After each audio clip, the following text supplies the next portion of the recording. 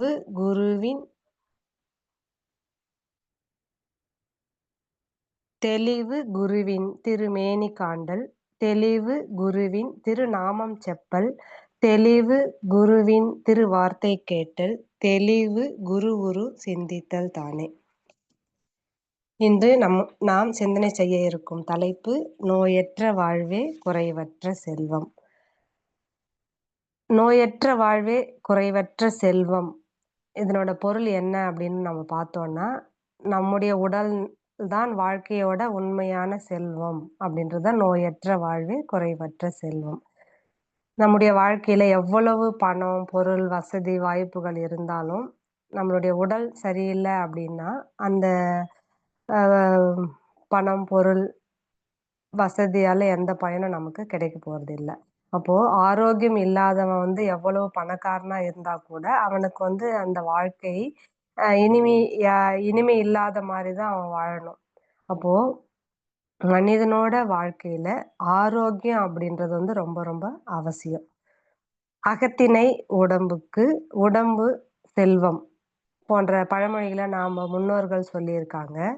"உடலில உறுதி உடையவர் உலகில் இன்பம் உடையவர்" அப்படின்னு கவிமணி வந்து சொல்லியிருக்காரு. அப்போ நோயில்லாத வாழ்வு தான் ஒரு வாழ்வு. நோயுடைய வாழ்வு வந்து எப்படிப்பட்ட வாழ்க்கையா இருந்தாலும் அது வந்து ஒரு வாழ்வாகாது. அப்போ உடல் தான் உடலோட உறுதி தான் நம்மளுடைய வாழ்வின் உறுதியாவும் இருக்கு. அந்த காலத்திலே சொல்லியிருக்காங்க. "கந்தையானாலும் கசக்கி கட்டு, கூழானாலும் குளித்து குடி" அப்படின்றது ஒரு பழமொழி. அப்போ நாம வந்து நீராடிய பின், அதாவது குளிச்சுட்டு நல்ல அ தொ துவைச்ச துணிகள வந்து நம்ம அ உடுத்தணும். அதே மாரி அதுக்கப்புறம் தான் நம்ம உணவ எடுத்துக்கொள்ளணும் அப்படின்னு சொல்லியிருக்காங்க. ஔவையார் கூட வந்து "அரிது அரிது மானிடராய் பிறத்தல் அரிது" அப்படின்னு ஔவையார் சொல்லியிருக்காங்க. இந்த அரிதான ஒரு பிறவி தான் இந்த மானிட பிறவி. அப்போ இந்த மானிட பிறவி நாம எடுத்து வந்திருக்கோம். அப்போ அந்த பிறவிய நம்ம நல்ல முறையில வாழணும் அப்படின்னா, இந்த உடல் வந்து நமக்கு ஒரு பொக்கிஷமா நாம காப்பாத்தணும் அப்படின்றது தான் சொல்லியிருக்காங்க. இப்போ இந்த இறைவன் நமக்கு வந்து அ அ அளித்திருக்கிற இந்த ஒரு அருட்கொடை தான் நம்மளுடைய உடலு. அப்போ அந்த உடல நாம பாதுகாக்கணும். சுவர் இருந்தா தான் சித்திரம் வரைய முடியும். அப்ப நாம இந்த உடல வந்து வச்சு தான் நம்மளுடைய உயிரையே நம்ம பாதுகாக்க முடியும். அதே மாரி இந்த வந்த பிறவியின் நோக்கத்தையும் நாம அடைய முடியும். அப்போ நாம இந்த உடல வந்து பே பேணி பாதுகாத்தா தான் நம்ம உயிரையும் நம்மளால காப்பாத்திக்க முடியும். அப்போ உடல் வந்து ரொம்ப மிகவும் அவசியம். அந்த உடல நாம பாதுகாப்பா பாதுகாத்துக்கணும். சித்தர்கள் வந்து சொல்லியிருக்காங்க. நம்மளுடைய உடல் ஆரோக்கியமா இருக்கணும்னா, எப்படி நாம வந்து அ வச்சுக்கணும் அப்படின்றதுக்காக சித்தர்கள் வந்து ரகசியம் அப்படின்னு சொல்லியிருக்காங்க. சித்தர் ரகசியம் அப்படின்னு. என்ன சொல்லியிருக்காங்க அப்படின்னு பார்த்தா, காலையில நாம படுக்கைய விட்டு நாம எழுந்துக்கும்போது, ஆண்கள் வந்து வலது கால் பெருவிரல் பூமியில வந்து படும்படி அழுத்தி தான் எழுந்துக்கணும். அதே மாரி பெண்கள் வந்து இடது கால் பெருவிரல் வந்து பூமியில படும்படி அழுத்தி தான் எழுந்துக்கணும் அப்படின்னு சொல்லிட்டு. அடுத்ததா என்ன சொல்லியிருக்காங்கன்னா, காலையில எழுந்த உடனே 2 கைகளையும் நல்லா உரசி, கண்ல ஒத்தி, அதுக்கப்புறம் தான் நம்ம கண்ண தொறக்கணும் அப்படின்னு சொல்லியிருக்காங்க. 3வதா வந்து நம்ம உணவுல சாப்பிடும்போது, அந்த உணவ கண்களால பார்த்து நல்லா மென்னு சாப்பிடணும். அப்போ அந்த கண்ணால நம்ம பார்க்கும்போது தான், ஆ அது வந்து கண்கள் மூலமா அந்த ஜீரணம் செய்யறதுக்கான அந்த சுரப்பிகள சுரக்கும் அப்படின்றாங்க. அதே நம்ம சாப்பிடும்போது பேசக்கூடாதுன்னு சொன்னதும் அதுக்கு தான். அதே மாரி புக்ஸ் படிக்கக்கூடாது. செல்ஃபோன், டிவி இதெல்லாம் பார்த்துக்கிட்டோ, இல்ல பேசிக்கிட்டே சாப்பிட்டா கூட நம்ம கவனம் என்ன ஆகும்னா சிதறிடும். அப்போ நம்ம முழு கவனமும் அந்த உணவு மேலேயே நாம வச்சு நம்ம சாப்பிட்டோம்னா, அந்த மாரி சாப்பிட்டா தான் நமக்கு வந்து அந்த ஜீரணம் நல்ல செரிமானம் ஆகும் அப்டின்றாங்க. அதே மாரி காலையில எழுந்த உடனே காலை கடன்கள் எல்லாம் முடிச்சுட்டு, உடனே நாம குளிச்சிடணும் அப்டின்றாங்க. ஏன் அப்டின்னா, நம்மளுடைய உடல்ல வந்து இருக்கிற அந்த வெப்பம் வந்து சமப்படுத்துமாம். அப்பதான் வந்து வயிற்றுல வெப்பம் வந்து செரிமானத்த வந்து தயார் செய்யுமாம். அப்ப எழுந்த உடனே நாம குளிச்சிடணும். அந்த அது வந்து வெப்பத்த சீர்படுத்துது. அதுக்கப்புறம் பார்த்தோம்னா, வெளியிலலாம் போயிட்டு வந்தா, சாப்பிட வரும்போதே நம்ம வந்து முகம், கை, கால் எல்லாத்தையும் நம்ம கழுவிட்டு வந்து, கால மடக்கி சப்னாங்கால் போட்டு உட்காந்து தரையில உட்காந்து தான் சாப்பிடணும். அப்பதான் நமக்கு வந்து அந்த செரிமான சுரப்பிகள்லாம் சுரந்து, நமக்கு வந்து அந்த டைஜஷன் நல்லா சிறப்பா டைஜஷன் ஆவறதுக்கு உதவும் அப்படின்னு சொல்றாங்க. அப்போ வந்து நம்ம அதுக்கு 6வதா வந்து நம்ம சாப்பிடும்போது, இடையிடையே வந்து தண்ணி வந்து குடிக்கக்கூடாது. சாப்பிடுறதுக்கு முன்னாடியே வலது கையில தண்ணி கொஞ்சம் ஊத்தி, உறிஞ்சி குடிக்கணும். 3 முறை அந்த மாரி சிப் பண்ணி, கையில தண்ணி ஊத்திக்கிட்டு, சிப் பண்ணி 3 முறை உறிஞ்சிட்டு குடிச்சோம்னா, நமக்கு வந்து அந்த தொண்டை நனையும். அப்போ அந்த நீர் வறட்சி நமக்கு வராது. அதனால வந்து பல அற்புதங்கள் வந்து நிகழுது அப்படின்னு சித்தர்கள் சொல்றாங்க. அதுக்கப்புறம் உணவு சாப்பிட்டு 1/2 மணி நேரத்துக்கு பின்னாடி தான் வந்து தண்ணி குடிக்கணும். இதனால நம்ம வந்து நோய்கள் வராமலும் தவிர்க்கலாம்.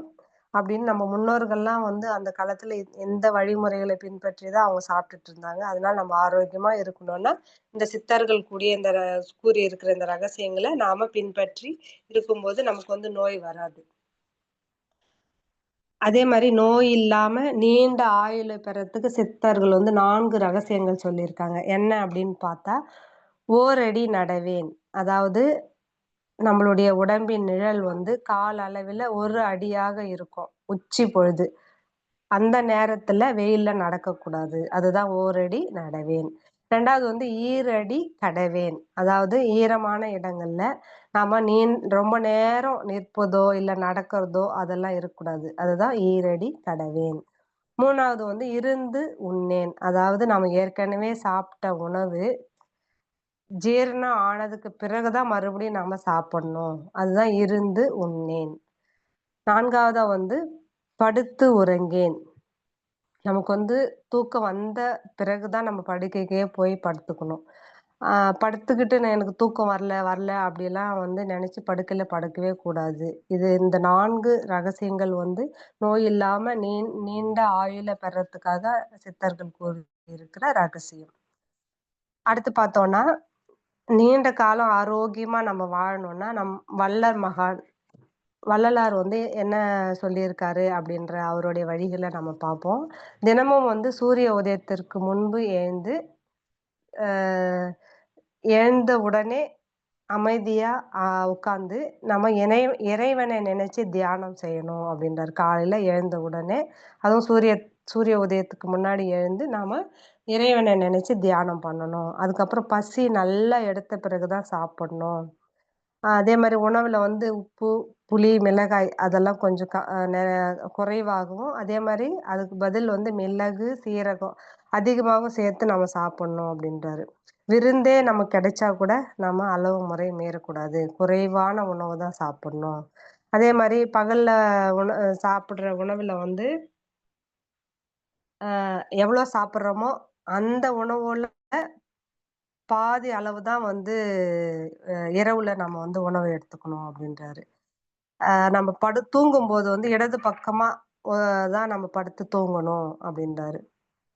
நம்ம பதற்றம், அதாவது டென்ஷன் அந்த மாரி இருக்கும்போது நம்மகிட்ட இருக்கிற பிராணவாயு அதிகமா செலவாகும். இதனால வந்து எப்பவுமே நம்ம பதற்றம் இல்லாம, ஒரு ஆரவாரம் இல்லாம, நம்ம வந்து அமைதியான வாழ்க்கைய வாழறதுக்கு நம்ம பழக்கப்படுத்திக்கணும். அதே மாரி வாழ்க்கை அப்படின்றது வந்து வாழும் வரை மட்டும் தான். அதனால நாம அனைத்து உயிர்களிடத்தில வந்து அன்போடும், மேலும் கருணையோட நம்ம வாழணும். பணத்த சேமிக்கிறேன் அப்படின்னு சொல்லிட்டு நம்மளுடைய ஆரோக்கியத்தை இழந்து நாம வாழ்க்கைய வாழக்கூடாது அப்படின்னு வள்ளல் பிரான் வந்து நமக்கு சொல்லியிருக்காரு. மருந்தே இல்லாம ஆரோக்கியமா வாழலாம் அப்படின்னு ஐயன் வள்ளுவர் வந்து சொல்றாரு. என்ன சொல்றாரு அப்படின்னு பார்த்தோம்னா, நம்முடைய உணவுப் பொருட்கள் தான் நமக்கு பலவிதமான நோய்களுக்கு காரணம் அப்படின்னு சொல்றாரு.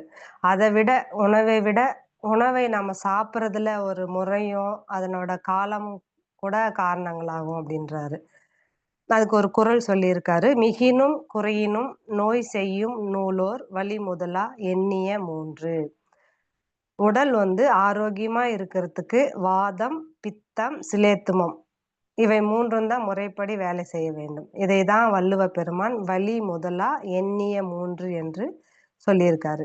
ஆக வாதம், பித்தம், சிலேத்துமம் இந்த 3ம் வந்து அதிக அளவில இல்லாமலும், குறையாமலும் இருந்துச்சுன்னா, நம்ம உடல் வந்து ஆரோக்கியமா இருக்கும். அப்படின்னு சொல்லியிருக்காரு. பசி எடுக்குதோ, எடுக்கலையோ, ஆனா நம்மளுடைய விருப்பத்துக்கு ஏத்த மாரி நாம சாப்பிடவே கூடாது. நாம சாப்பிட்ட சாப்பாடு வந்து நல்லா ஜீரணமான பிறகு, நமக்கு நல்ல பசி வந்து அதுக்கும் நேரம் கழிச்சு தான் நம்ம வந்து உணவ சாப்பிடணும். அதுகூட எப்படி சாப்பிடணும்னா, அளவோட சாப்பிடணும். இதையே குறள் மூலமா வள்ளுவர் உணர்த்துறாரு. "மருந்தென வேண்டாவாம் யாக்கைக்கு, அருந்தியது அற்றது போற்றி உணின்."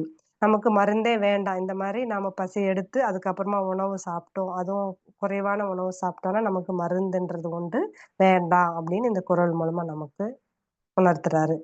அப்போ உணவு ஜீரணம் ஆகாம இருந்தா கண்டிப்பா நோய் வரும். ஜீரணம் ஆகாத நேரத்துல நாம என்ன பண்ணணும்னா, அந்த அடுத்த வேளை உணவ சாப்பிடாம இருந்தாலே போதும். அது சரியாயிடும். அதுக்கப்புறமா நல்ல பசி எடுத்து, அதுக்கப்புறம் நம்ம சாப்பிடணும். அதுக்கு ஒரு குறள் வந்து, "தீ அளவு அன்றி தெரியான் பெரிது உண்ணின் நோய் அளவு இன்றிப்படும்." தீ அளவு என்பது வந்து பசி தீயின் அளவை குறிப்புதான். ஜீரணிக்கும் ஆற்றலை குறிப்பதாகும் அப்படின்றாரு. "பசி தீயின் அளவை அறிந்தே உணவு உண்ண வேண்டும்."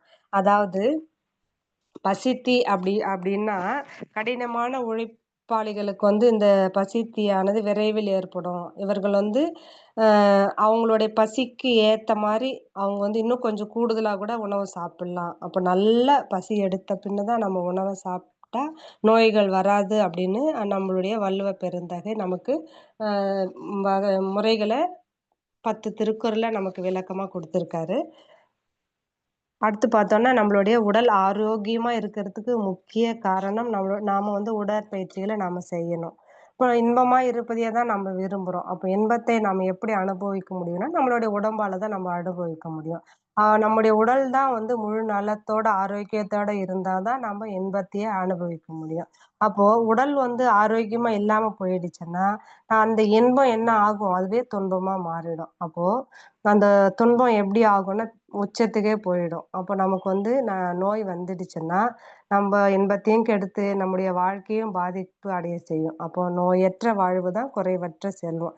இதை தான் அனைவருமே விரும்புறாங்க. "நம்முடைய துணை யார்?" அப்படின்னு ஒரு கேள்வி எழுப்புனா, நம்மளுடைய துணை நம்ம கடைசி காலம் வரைக்கும் நம்ம கூடவே வரப்போறது யார்? யார் எது அப்படின்னு பார்த்தோம்னா, ம் ந எ உடல் தான் நம்ம கூடவே நம்ம உடல விட்டு உயிர் பிரியிற வரைக்கும் நம்ம உடல் தான் ஒரு துணையா நம்ம கூடவே இருப்பது. அப்ப அந்த உடல நாம எப்படி பேணி பாதுகாத்து நம்ம வந்து வச்சுக்கணும் அப்படின்றத நம்ம புரிஞ்சுகிட்டு, நம்ம அந்த உடம்ப பாதுகாக்கணும். அப்போ நம்ம அந்த உடல் இருக்கிறதால தான் உயிரும் நம்ம உடம்புல இருக்கு. அப்போ இந்த வாழ்க்கை வாழ்ந்துகிட்டு இருக்கோம்னா, இந்த உடலால தான் நம்ம வாழ்ந்துகிட்டு இருக்கோம். எப்போ உடலுக்கும் உயிருக்கும் பிரிவு ஏற்படுதோ, அப்போ மரணம் நமக்கு ஏற்படும். அப்போ இந்த உடல வந்து நாம எந்த அளவுக்கு பொக்கிஷமா பாதுகாக்கணும் அப்படின்றத நம்ம தெரிஞ்சு, அதுக்கேத்த மாரி உடல பாதுகாக்கணும். அவையார் சொல்லியிருக்காங்க, "பரமாய் சக்திக்குள் பஞ்சமா பூதம் தரமாரி தோன்றும் பிறப்பு." பஞ்சபூதங்களால ஆனது தான் இந்த பிரபஞ்சம். பஞ்சபூதங்கள்ல ஒரு குறிப்பிட்ட விகிதாசாரத்துல அமைஞ்சு, அதனோட ஊடே தான் முதல் பூதமாகிய ஆகாசம் சுழன்று இயங்கும்போது தான் இந்த உயிர் வந்து தோன்றிச்சு. அப்போ இந்த உடல்ல இந்த 5 பூதங்களும் உள்ளன. மண் வந்து பருவுடலாக, நீர் வந்து ரத்தமாக, நெருப்பு வந்து உடல் சூடாகவும், அதே மாரி காற்று வந்து மூச்சு காற்றாகவும், ஆகாசம் தான் நம்மளோட உயிர் சக்தியாவும் இருக்குது. அப்போ அண்டத்தில் உள்ளது பிண்டத்தில் இருக்குது. அப்போ நாம அந்த உடலை எப்படி பாதுகாக்கணும் அப்படின்னா, "வினைப்பதிவே தேகம் கண்டாய்" சித்தரோட பாடல். அப்போ வினைப்பதிவால தான் நம்ம இந்த பிறப்ப எடுத்திருக்கோம். இந்த வினைப்பதிவ போக்கிக்கிறதுக்கு முக்கியமா நாம வந்து இந்த உடல பாதுகாக்கிறது நம்மளுடைய கடமை. அப்போ இந்த உடல வந்து நம்ம உடற்பயிற்சிகள் செஞ்சு தான் நம்ம வந்து இந்த உடல காப்பாத்திக்கணும். அப்போ அந்த உடல் சீர்கேடு அடையாம நம்ம பாதுகாக்கணும் அப்படின்னா, நம்ம வந்து நம்மளுடைய ஆன்மீக பயணம் தடைப்படாம சிறப்பா இருக்கணும் அப்படின்னா, நம்ம இந்த உடம்ப பாதுகாக்கணும். "ஊனுக்குள் நீ நின்று உலாவினதை காணாமல் நான் என்றிருந்து நலமிழந்தேன் பூரணமே" பட்டினத்தார் பாடல்ல சொல்றாரு. உடலுக்குள்ளாக இறைவன் உறைவதை அறியாமல், உடலாய் பெறும் இன்பங்களிலே மனது சிக்கி சிக்கி "உடல் இருப்பது தவறு, இழுக்கு அப்படின்னு நான் கருதுறது ஒரு மடமையாகும்" அப்படின்னு சொல்றாரு. இந்த உயிர் உயணும் அப்படின்னா, அறிவுக்கு ஒரு முழுமை பேறு கிடைக்கணும். வீடு பேறு நம்ம எங்கேருந்து வந்தோம், எங்க போறோம் அப்படின்றது நமக்கு வேணும் அப்படின்னா, இது ஒரு பயணமா கருதினா, அப்பயணத்திற்கு உடல் தானே காரணம். அப்ப இந்த உடல் என்ற வாகனத்த நம்ம பேணி பாதுகாக்கணும். அப்பதான் நம்மளுடைய ஆன்மீக பயணம் வந்து வெற்றி அடைய முடியும். திருமூலர் கூட பாடல்ல சொல்றாரு, "உள்ளம் பெருங்கோயில் ஊனுடம்பு ஆலயம். வள்ளல் பிரானாருக்கு வாய் கோபுர வாசல். தெள்ளத் தெளிந்தாருக்கு ஜீவன் சிவலிங்கம். கள்ளப் புலனைந்தும் காலா மனைவிளக்கே" என்றும், "உடம்பாரழியின் உயிரார் அழிவர் திறம்பட மெய்ஞ்ஞானம் சேரவும் மாட்டார் உடம்பை வளர்க்கும் உபாயம் அறிந்தே உடம்பை வளர்த்தேன் உயிர் வளர்த்தேனே" அப்படின்றாரு. உடம்பு அழிந்தால் உயிரும் அந்த உடலை விட்டு நீங்கிடும். பிறகு உயிருக்கு உற்ற துணையான மெய்ஞானமாகிய இறைநிலையை பற்றி சிந்தனையில் ஈடுபடவே முடியாது. இறைநிலையை அடைய இயலாது. எனவே நம்ம வந்து உடம்பை அழியாது காத்து வளர்க்கும் வழியை தான் நான் அறிஞ்சேன். உடம்பை வளர்த்தேன் உயிர் வளர்த்தேன் என்று உடல் நலத்தின் அவசியத்தை திருமூலர் வலியுறுத்துறாரு. உடம்பினை முன்னம் இழுக்கென்றிருந்தேன் உடம்பினுக்குள்ளே உறுபொருள் கண்டேன். உடம்புலே உத்தமன் கோயில் கொண்டான் என்று உடம்பினை யானிருந்து ஓம்புகின்றேனே என்று கூறியிருக்காரு. முதல்ல முன்னாடியெல்லாம் நான் உடம்ப வந்து பாவத்தின் சுமை அப்படின்னு எண்ணிக்கிட்டு இருந்தேன். ஆனா உடம்புக்குள்ள இறைநிலையை நான் கண்டேன். இறைவன் உடம்புக்குள்ள இறைநிலை வந்து எப்படி இருக்காருன்னா, உயர்ந்த கோயில் கொண்டிருக்காரு. அப்போ நான் உடம்ப வந்து பேணி காத்து வரேன் அப்படின்னு சொல்லிட்டு, திருமூலர் வந்து பல 1000 ஆண்டுகளுக்கு முன்னாடி பாடல் வடிவத்துல நமக்கு குடுத்திருக்காரு. அவை பிராட்டி தான் இந்த "நோயற்ற வாழ்வே குறைவற்ற செல்வம்" அப்படின்ற இந்த பழமொழிய சொல்லியிருக்காங்க. மனிதன் வந்து உடல் நலத்தோட வாழ்ந்தால் தான், அவன் வந்து இல்லம் காத்து, இல்லத்துக்கு தேவையான பொருளை ஈட்டி, அவன் தூய்க்கிறது, பிறருக்கு உதவுறது, அப்பதான் அவனால தொண்டும் ஆற்ற முடியும். அப்போ இந்த நிலைய நான் நிறைவு பெறணும்னா, அவனுடைய வாழ்வின் நோக்கமாகிய இறைநிலையை அடையணும்னா, இந்த நோயற்ற வாழ்வே குறைவற்ற செல்வமா இருந்தா தான் அவனால அடைய முடியும் அப்படின்னு அவ்வை பிராட்டியும் சொல்லியிருக்காங்க. கடுவெளி சித்தர் சொல்றாரு, "நந்துவனத்தில் ஓர் ஆண்டி அவன் 4 மாதமாய் குயவனை வேண்டி கொண்டு வந்தான் ஒரு தோண்டி அதை கூத்தாடி கூத்தாடி போட்டு உடைத்தாண்டி." இப்போ மனிதனா வந்திருக்கிற நோக்கத்தை அடையறதுக்கு முன்னாடி இந்த உடல் நலம் எப்படி நம்ம கெடுத்துக்கிறோம் அப்படின்றத கடுவெளி சித்தர் வந்து இந்த பாடல் மூலமா நமக்கு உணர்த்தி இருக்காரு. இப்போ முதல்லலாம் மனிதன் பொறந்த காலத்துல இருந்து இந்த உடற்பயிற்சி அப்படின்றது ரொம்ப அவசியம் அப்படின்னு சொல்லிட்டு அந்த காலத்துல இருந்து பல பயிற்சிகள் வந்து செஞ்சிருக்காங்க. அப்போ அது வந்து உறுப்புகளையோ, தசைகள மட்டும் தான் சீர் செய்யுது. அப்போ நம்மளுடைய நாட்டுல வந்து உடற்பயிற்சி ஒரு யோகமாவே கொண்டு வந்தாங்க. யோகாசனம் அப்படின்ற முறையில. அப்போ பலவித ஆசனங்கள வந்து நம்ம முன்னோர்கள் நமக்கு குடுத்துருக்காங்க. இப்ப நம்ம அறிவுல இருந்து அத வந்து 6வது ஓரறிவிலிருந்து 5 அறிவு வரைக்கும் நம்ம வந்திருக்கோம். 6வது அறிவா வந்திருக்கோம். அத்தனை ஜீவராசிகளோட செயல்கள் மனிதன் கிட்ட எப்படி இருக்குன்னா, பதிவுகளா இருக்கு. அது சந்தர்ப்பம் வரும்போது அவன் எழுச்சி பெறுது. அப்போ பிற உயிரை வதைத்தல், உடலை அழித்தல், உயிர் பறித்தல் இதெல்லாம் வந்து சுதந்திரத்தை பறித்தல் இவையெல்லாம் எங்கேருந்து வருதுன்னா, அந்த விலங்கின செயல்கள்ல இருந்து வருது. அப்ப இந்த விலங்கின செயல்களை மாத்தி நாம வந்து உடல் நலத்தோட, வளத்தோட நம்ம வச்சுக்கணும் அப்படின்னு பார்த்தோம்னா, இதுக்கு வந்து ஒரு முக்கியமான வழி என்ன அப்படின்னு பார்த்தோம்னா, உடற்பயிற்சி தான். அப்ப இந்த உடற்பயிற்சிய நமது ஆசான் அருட்தந்தை அவர்கள் வந்து எளிய முறை உடற்பயிற்சியாக நமக்கு வந்து வடிவமைச்சு குடுத்திருக்காரு.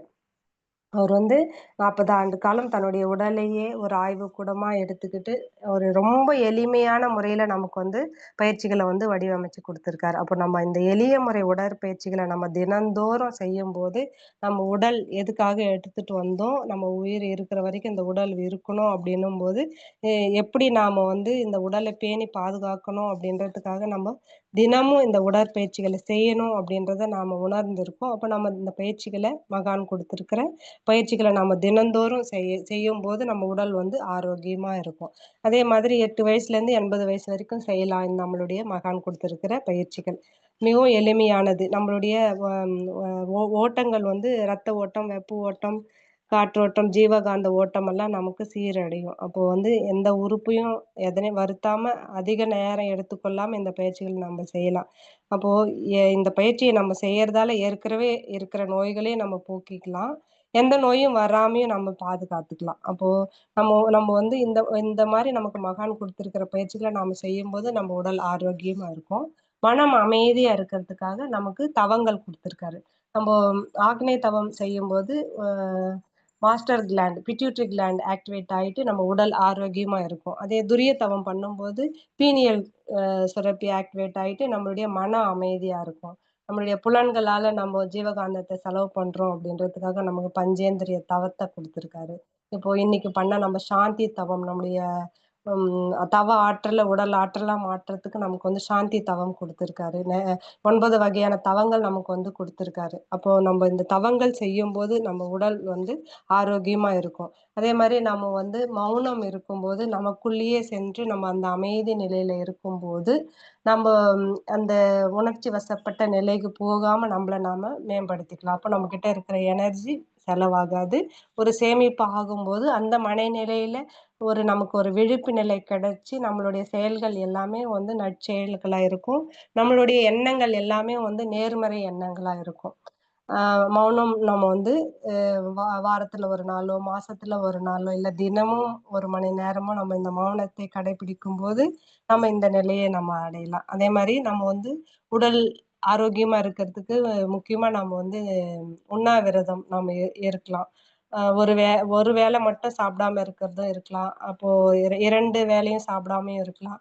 இல்ல 3 வேளையும் எளிய முறை உணவுகள எடுத்துக்கிட்டு, அந்த மாரி நம்ம இருந்தோம்னா, நமக்கு வந்து உடல் ஆரோக்கியமா இருக்கும். அப்போ இந்த உடல் எடுத்திருக்கிற எதுக்காக வந்திருக்கோம் அப்படின்றத தெரிஞ்சுக்கிட்டு, நாம வந்து அந்த மாரி உடல நாம பாதுகாத்துக்கணும். இப்போ உடல்ல நோய் வந்துச்சுன்னா, உடனே மாத்திரை மருந்துகள நாம வந்து எடுக்கவே கூடாது. ஏன்னா உடல்கிட்டயே அந்த எதிர்ப்பு சக்தி இருக்கு. தானாவே வந்து அது உடல சரி பண்ணிக்கும். நம்ம மாத்திரைய போடும்போது, அது வந்து அதனோட எங் எ இப்போ வந்து ஒரு அஜீரணம் இருந்துச்சுன்னா, தலைவலி ஏற்படும். உடனே நம்ம தலைவலிக்கு தான் மாத்திரை போடுவோம். அப்ப அந்த அஜீரணம் சரியாகாது. அ அது வந்து நமக்கு நெ நெ இன்னும் நெறைய உபாதைகள் தான் ஏற்படுத்தும். அப்போ அ அது என்ன ம நமக்கு நோயா வந்திருக்கு அப்படின்றத நம்ம கண்டுபிடிச்சு, அதுக்கேத்த முறையில நாம குடுக்கணும்.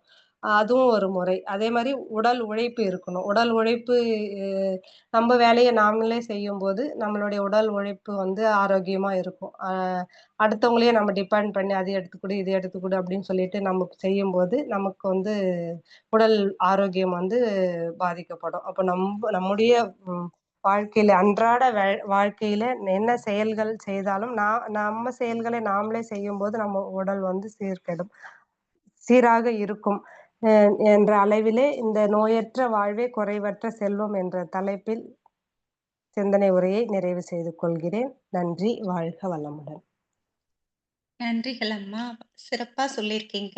உடல் ஆரோக்கியமா இருக்கிறதுக்கு நம்முடைய வாழ்க்கை துணை யாருன்னா, கடைசி வரைக்கும் வர்றது நம்முடைய உடம்பு தான் அப்படின்னு சொல்லியிருக்கீங்க.